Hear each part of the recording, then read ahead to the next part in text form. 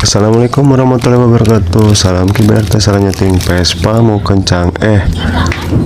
Satria 2 taklian kencang. Ini kita pemasangan as persenelang. Jadi ini ya tahapan-tahapannya, jangan sampai salah. Nah ini sekarang bagian as persenelang, terus ada bosnya.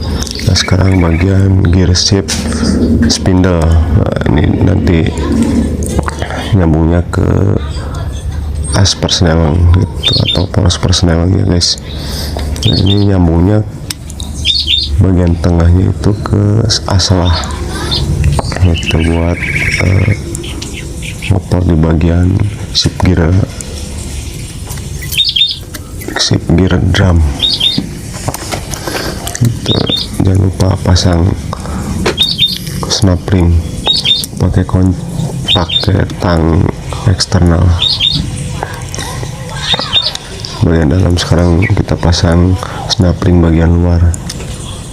Jangan lupa pakai tang eksternal, pakai obeng juga bisa, kita tekan sama tangan juga bisa, terserah itu untuk pemasangan. Ini tahapannya, terus dudukannya kita harus jelas. Baru pasang bagian ring bajanya yang udah agak lebar, terus pasang spring atau pernya gitu. Nah itu kan ada bolongnya yang tengahnya itu tuh, bagian asnya dimasukin aja, sebagian luar dimasukin. Terus ini ada untuk penahan biar enggak loncat di bagian ujung springnya atau pegasnya. Nah kita cek dulu pakai engkol, kita di engkol. Udah berfungsi dengan normal, lanjut ke yang lain. Nah kita pemasangan stopper, terus ada baut 10 atau M6. Oke, ini nanti nyambungnya ke shift gear drum, itu bagian pengoperan yang bagian dalam gearbox. Nah kita kencangkan saja. Nah, terus ada di bagian shift gear drumnya ada bosnya ya guys, jangan sampai lupa. Nah, kita pasang. Nah di sini ada shift gear plat, pasang di sini. Nanti nyambungnya ke as persenelang, terus melalui itu bagian shift gear spindle. Jadi saling keterkaitan. Yang pertama as persenelang, terus shift gear spindle itu, baru pemasangan stopper, baru lanjut ke shift gear plat. Nah, itu tahapannya ya guys, jangan sampai kebalik, soalnya kalau misalkan salah pemasangan itu bisa dibongkar lagi gitu, susah nanti, biar nggak kerja 2 kali ya guys gitu. Kalau kerja 2 kali lagi, 2 kali ya malas ya guys gitu. Nah kita pasang pernya gitu, sebelah sini untuk pernya, jangan sampai lupa, karena lupa juga kalau 1 kali 2 kali maklum ya guys ya. Nah ini posisinya di sini. Nah seperti ini.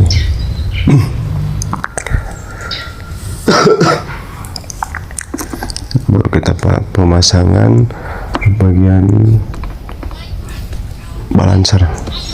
Nah ini bagian sini itu nyambung ke balancer untuk menghindari pembocoran. Terus ini ada bos di bagian kopling. Kalau yang lain kan plat, ring plat ya, yang baja. Kalau ini ada bosnya, terus ada ring bajanya, bagian kopling gitu. Nah baru kita pasang rumah kopling, terus ada flywheelnya, jangan lupa bosnya itu kita pasang. Terus ada gigi primer kita pasang, terus ada sepinya di sebelah sana. Baru kita pasang rumah kopling yang sudah dilumasi. Nah Itu kita putar-putar udah oke, baru kita pasang kita lihat dulu, cek dulu ring murnya atau boltnya. Kalau bagian dalamnya rusak jangan dipaksakan, kita ganti yang baru aja, oke? Kecuali dalamnya itu masih bagus. Kalau bagian luarnya itu masih bisa dikunci ya nggak apa-apa, pasang aja asal bagian dalamnya itu masih mulus.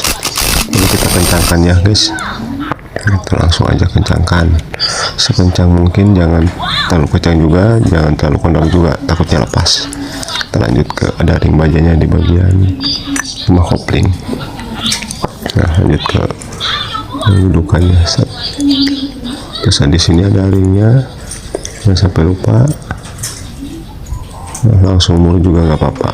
Nah, ada ring platnya. Terus ini bagian dalamnya masih oke, luarnya udah rangsak, tapi pasang aja karena yang penting bisa dikunci ya guys.